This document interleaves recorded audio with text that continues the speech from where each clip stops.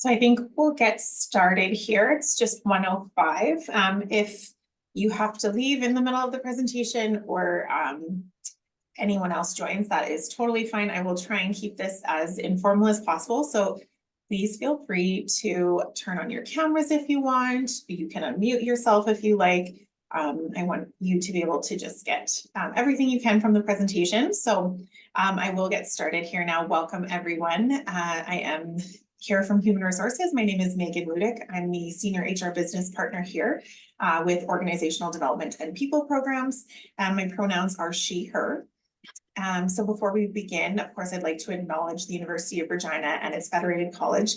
Our colleges are situated on Treaty 4 and Treaty 6 territories, homeland of the Nehiyawak, Anishinaabeg, Dakota, Lakota, Nakota, and the Métis and Michif nations. We recognize that as an institution founded by settlers, we benefit from being on this land, and we're grateful for the privilege to learn, teach, and work here.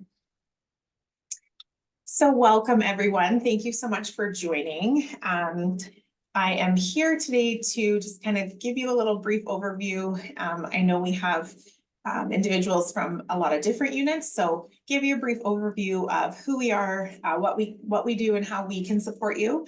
And then we're going to dive into a little bit on recruitment in research. I will take you through your source a little bit to give you an idea of some of the most important resources that you can access. I will show you what it looks like on the eRecruit system to our applicants and in what situations you would use eRecruit, and then also go through a little bit on workflow. So please feel free to jump in at any time. As I'm chatting through things, if I come across something that you would really like a little bit more information on, please let me know. Of course, we'll try and keep it as high level as we can, but as you go through, if you have specific questions, please do jump in. Stacey, is there anything else we should know or that we want to mention before we get started? Or are we all set? We're all set. Awesome.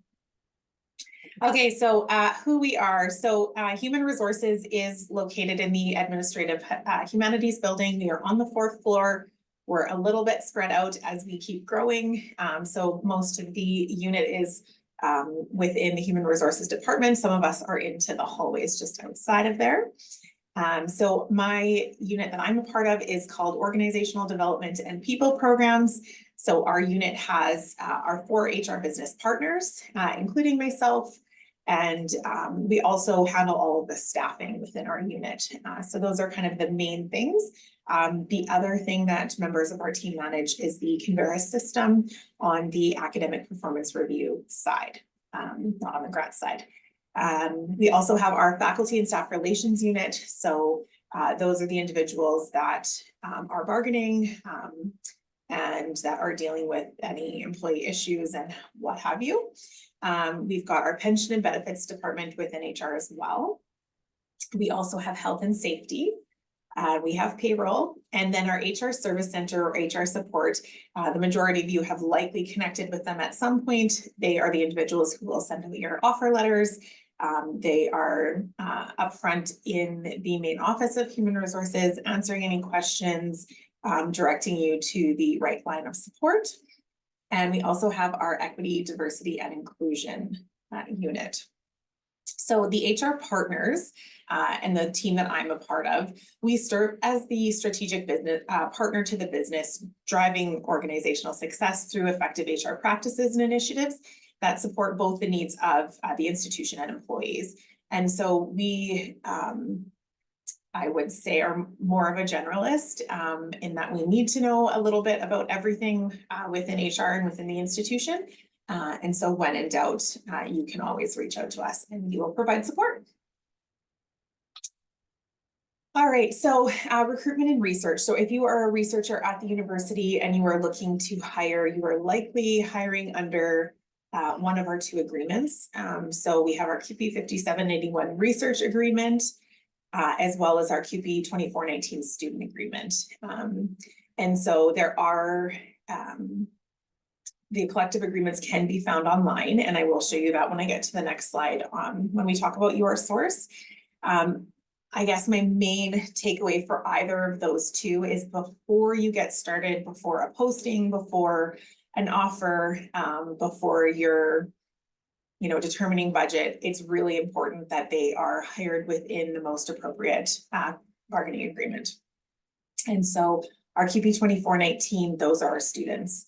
And in QP 5791 research, it is our newest agreement, I guess. And that's where we're hiring those postdoctoral fellows, research assistants or associates that are not students, and research technologists. Of course, there are those nuanced areas in which you will have someone who may be hired into one of those roles, but may also be a student. But when we are hiring them with the purpose of them being a student, they're hired under QP 2419. So UR source. So this is, I will take us into UR source, but this is the human resources page on UR source. So UR source is our intranet. It is just for faculty and staff from of the university. And so our HR page is where you're going to be able to see any information on careers, on getting into eRecruit to set up a posting. So there's a few on the call here that do have access to eRecruit to generate those postings.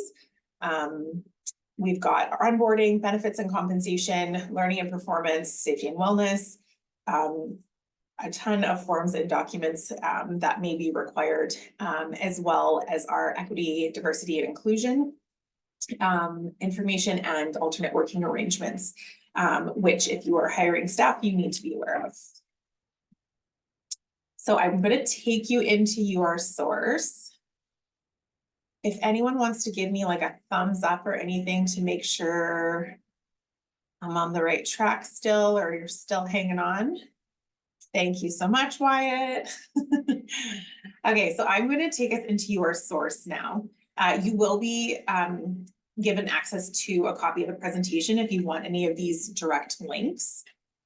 But I'm going to focus on these kind of key areas because there is a lot of information on your source. So if you've ever attended our new employee orientation, you would know that we could likely spend most of the day on your source, but the most relevant areas for researchers or for recruitment and research are going to be our careers tab. So the first one here, we do have a recruitment research page.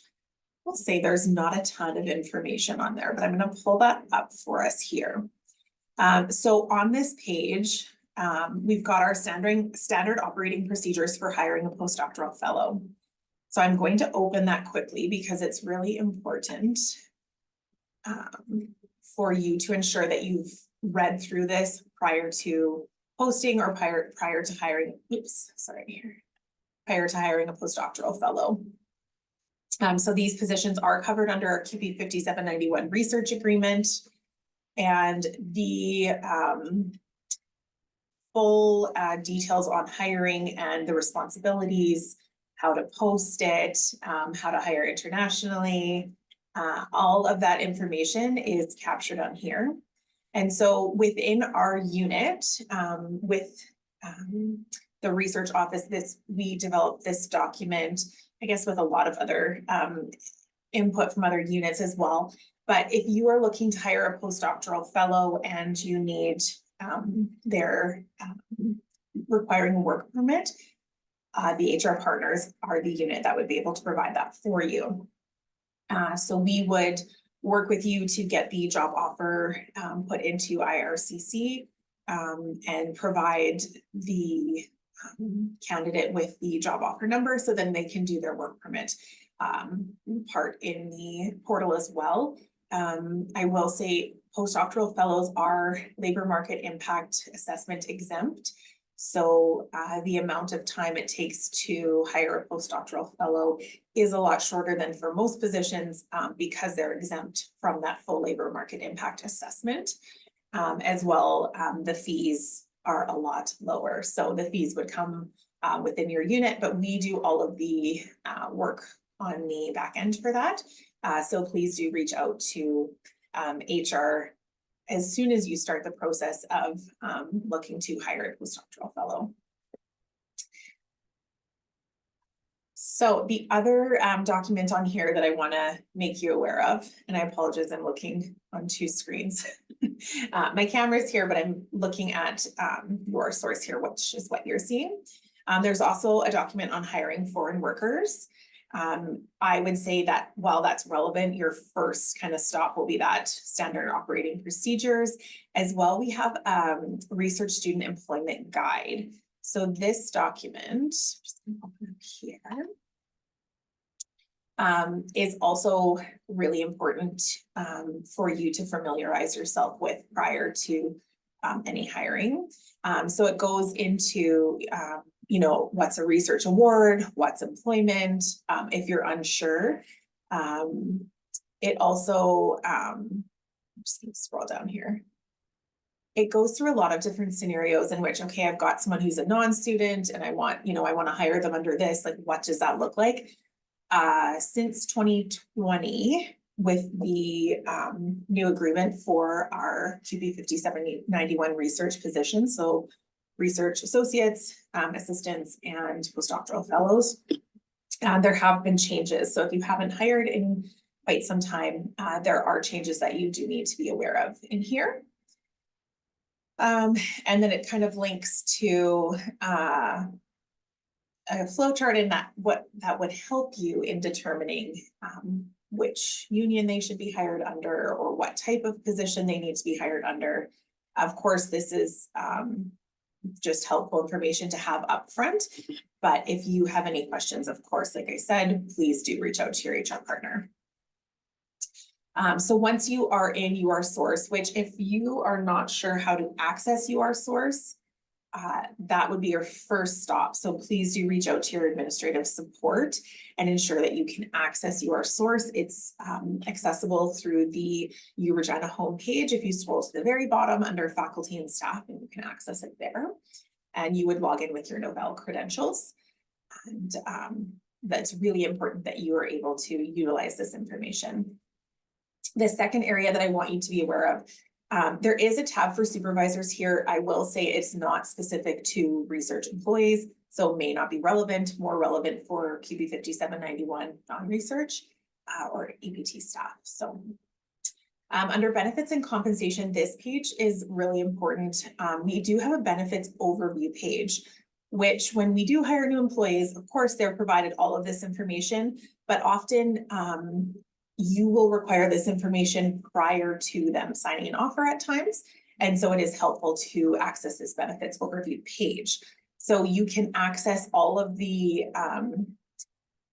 different employee groups benefit pages on this. It's a 1 to 2 page kind of snapshot of what is available. The likely most relevant would be our QP 5791 postdoc or researcher agreement. And so this is just a quick snapshot of what they're eligible for, what that looks like.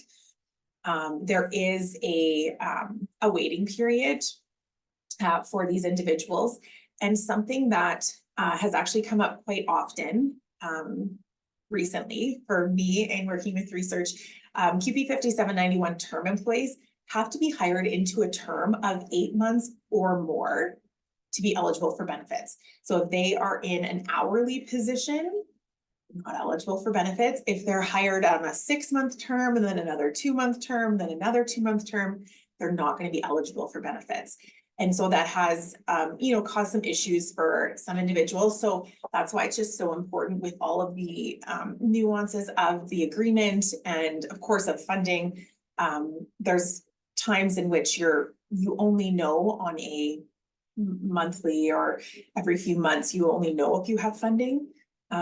With the letters that come for those types of positions, there is a line in there that indicates that it's a 8-month term with the possibility of extension, and then the term may be ended early for funding requirements. So there is that line in there that kind of prevents a little bit of a cushion for you, just in case you're not 100% sure if you're getting funding. But of course, our employees do really want and ask for those benefits. So it is nice to be able to provide them with a little bit more security so they can access those benefits. So if you ever have any concerns with that, our pension and benefits group is wonderful. You can email pension and benefits. if you want to go through us as well, you're welcome to. So I'll just give you a quick look at this snapshot here. We do have them for all of the agreements, so it's helpful to be able to access these or just provide a link to the new employees. So you should know that, of course, HR does send this information out, but sometimes the timing of that, our candidates or employees want this information sooner. So the other tab that is important is our safety and wellness. Of course, if we are hiring someone to work to work for us and we are their supervisor, it is incredibly important to be aware of the safety requirements on campus, as well as have an understanding of any wellness or supports available for our employees. As well, if you are a new supervisor or you've supervised staff before and have not participated in the Safety for Supervisors training, I definitely recommend it. The sessions, I think, run quarterly, and it's really beneficial and a great opportunity for you to have some discussion and get an understanding of, the bigger picture of safety at the University of Regina. And the last page that I will show you doesn't have a direct link up here. It's actually, if you go back to our HR page, which this is the home page here, I'll just take you back to HR. To access our equity, diversity, and inclusion page, which the advisor that works, the advisor, equity, diversity, and inclusion is, the position is captured within HR. So all of the relevant information on here as well, and an opportunity to reach out to Sujatha for any questions, concerns, what have you, is on here. Our self-declaration, which all employees are encouraged to fill out when they're first hired, is on here. And we also have some great resources through CCDI that you're able to access if you're looking for additional information. So if you're all still hanging on here, I'm going to jump into eRecruit. So just based on who I've got on the call here, I do think the majority of you would have access to the eRecruit system. So eRecruit is our staffing portal. It's where all of our postings come through. It's how candidates can apply for jobs, and it's accessible externally, like on the applicant side, as well as the hiring managers. If you are a researcher and you are a hiring manager, you do not need to be set up as a user in eRecruit. You can get guest user access to your posting and to the applicants, but your faculty administrative support has access to create those postings, and they have a good understanding of what's required for those postings. And so they're able to complete that portion for you. You just do have to reach out and request that. And if that posting then gets sent through approvals and eventually ends up within HR, if we have questions, we reach out prior to the posting going up. So I will just show you. I can.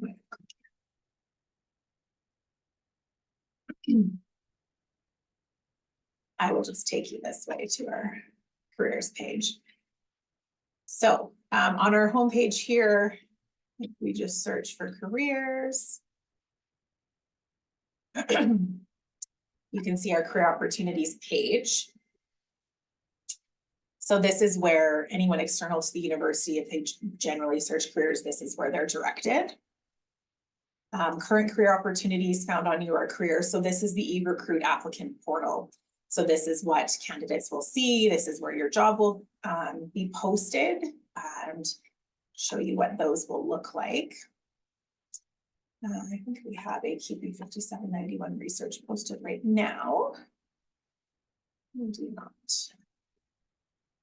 We have a postdoctoral fellow posted right now. So I'll just give you a quick look at what that looks like. So your applicants are able to search through here. This is again like the portal that they will see on their side. This is a quick glance at what that would look like. So they're able to review not all of the information that is created within eRecruit by the faculty administrative support, but they're able to review just the pertinent information, position summary, position requirements, salary range, which agreement it would fall under, if it's a term, if it's perm, all of that is captured in here.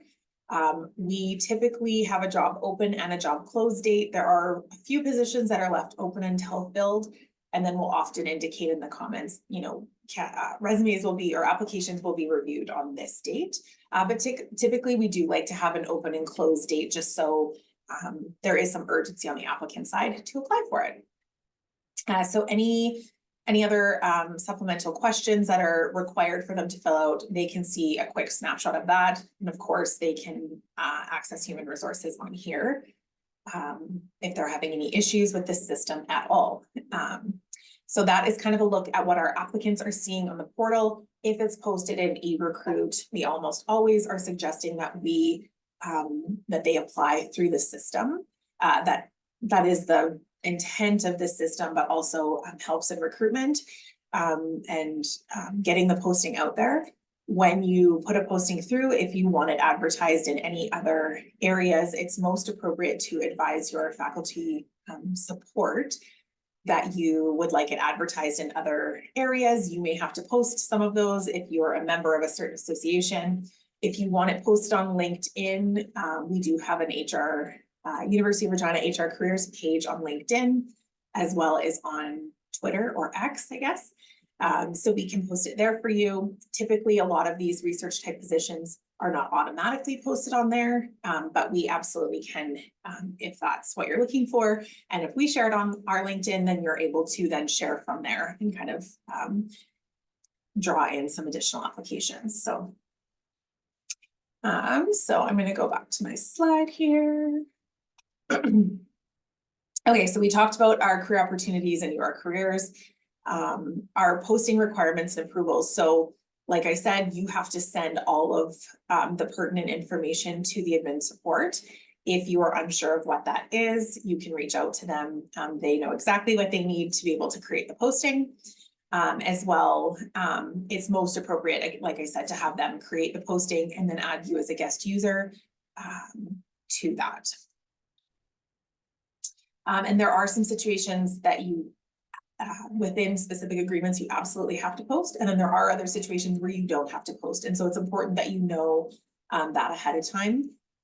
If you're wanting to hire, there's certain, under 2419, if you want to hire for this certain amount of hours, it needs to be posted for this amount of time. So I won't get into the nitty gritty details of that right now, but just be aware that there are, for each position, different requirements for posting. So once you have hired someone, it generally, in these types of roles, is hired through our workflow system. So our banner workflow, we've got our general hire workflow, and then we have our sessional hire workflow. So they're just two different ways that we've automated the hiring process. You don't then have to request that from human resources. The letter is generated within the unit and by the administrative support.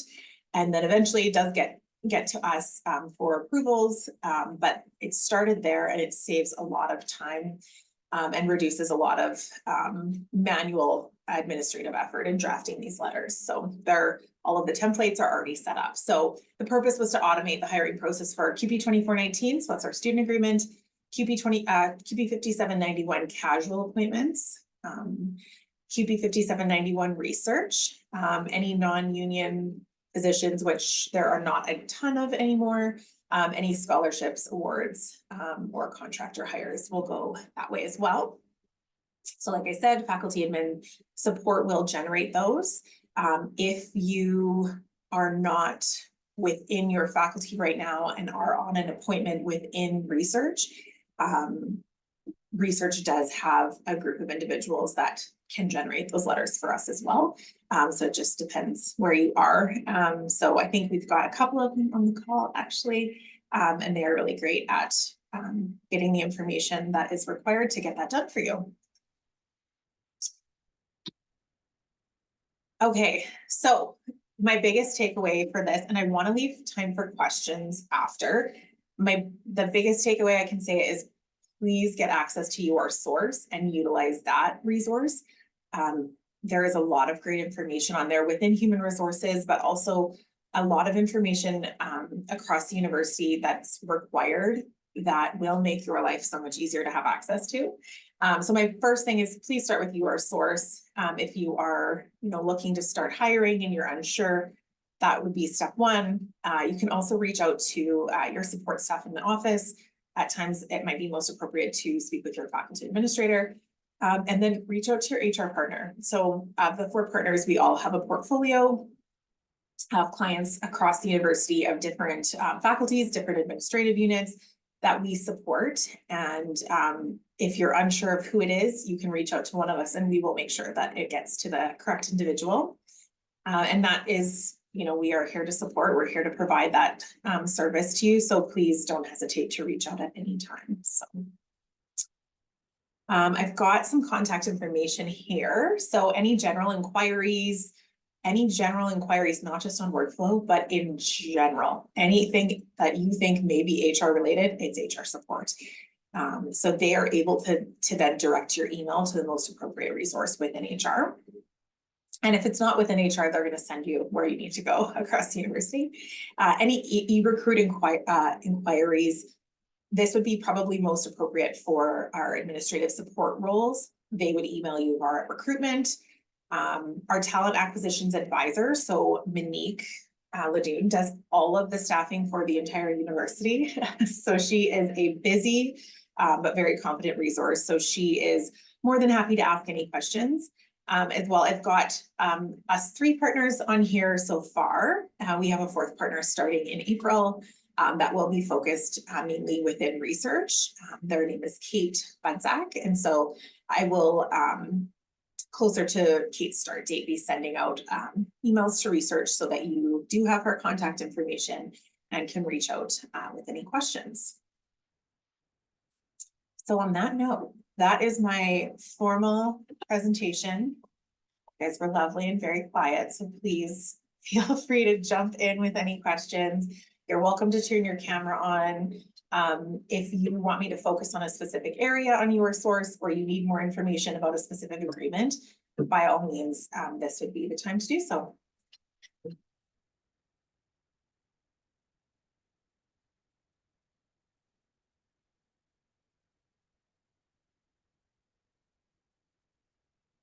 You're muted, Stacy. It said it'll just be quiet now. Okay, that's okay. We can wait. Yep. And also, if any questions follow up later, they can be sent in to any of us at the office as well, and we can follow up too. Yeah, you bet.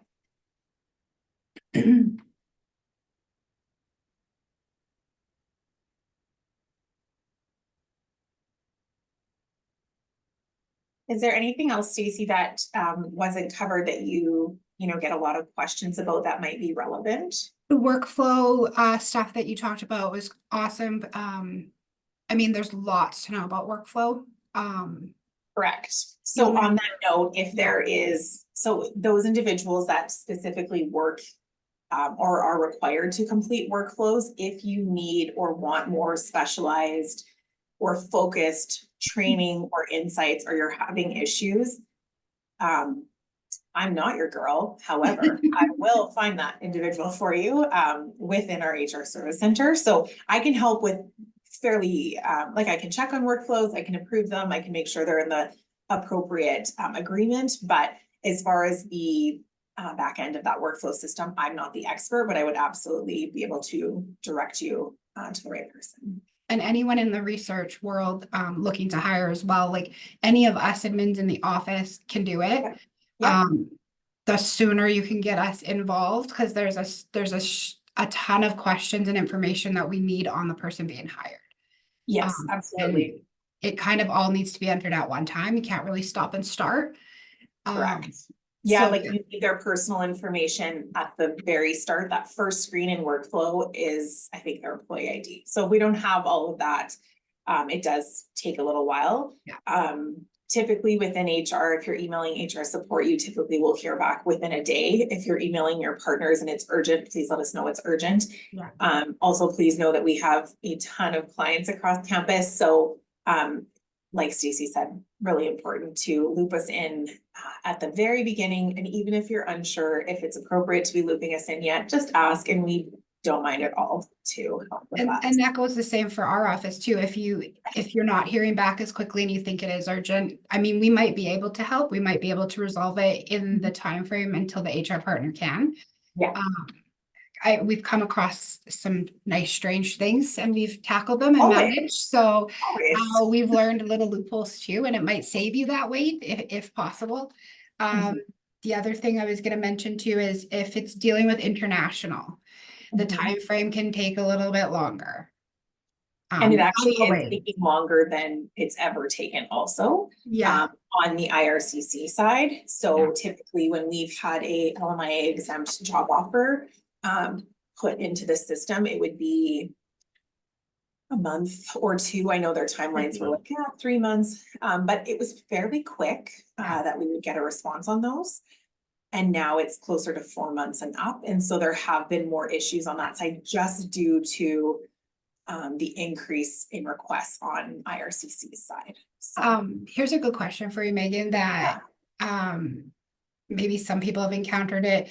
If you have someone starting and everything isn't put through on the workflow or approved, can they still start on their start date as long as that is finished and approved and done the workflow before payroll? Or so historically, it did happen like that. I know I've had it happen. Yeah, I think, you know what, the most appropriate thing would be that we don't have employees starting with us until HR has a signed letter, Yeah. essentially. And so there may be concerns that you weren't aware of, which HR is able to do that double check. There have been situations where we've had someone working full-time in one role, and then they were hired part-time into another unit, and that part-time unit that hired them didn't realize they're now paying them overtime because we are one employer, right? Yeah. And so anything outside of those regular hours is overtime. And so then they have now had someone start and they're paying for it at a level that they aren't prepared to pay for. And so those are all things to be aware of. So my recommendation is no, we don't have people starting before we've got letters signed and everything good to go. If something is time sensitive and they absolutely had to start on a Monday and it's a Friday afternoon, we would do everything we can to make sure it can happen. But if it can't, we'll also clarify that to you. And then maybe it just is a couple days later, and that's okay too. So whatever we can do to support, but bringing it to us proactively is the most beneficial. So. Yeah, no, that's helpful because that's happened a couple times where Yeah, oh, for sure. it's a quick fire and we've managed to make it work, but yeah, we try to avoid that wherever possible. So we try to have those letters signed so the employee is protected as well and they're aware of you know, their agreement and everything as well. Cool. Alrighty. Okay, well, I'll hang on for a bit. Sure. Everyone does not have to hang on. I won't be offended if you have to take. I know there's another session at 2. Is it on this same call? Yeah, but that's okay. We're okay.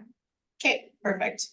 Well, I will hang on then here for a little bit longer. And yeah, if anyone, if you have any questions, just shoot me an email or give me a call. And if you have suggestions or preference for what you would like to see in future sessions, or any additional supports that you within research or within your specific faculties need more support on or some better understanding around, please just reach out and we can set something up. And we'll send out, when we're all done, like last year, we'll send out a little feedback if anyone has those little tips to give us. We are happy for the guidance. Absolutely.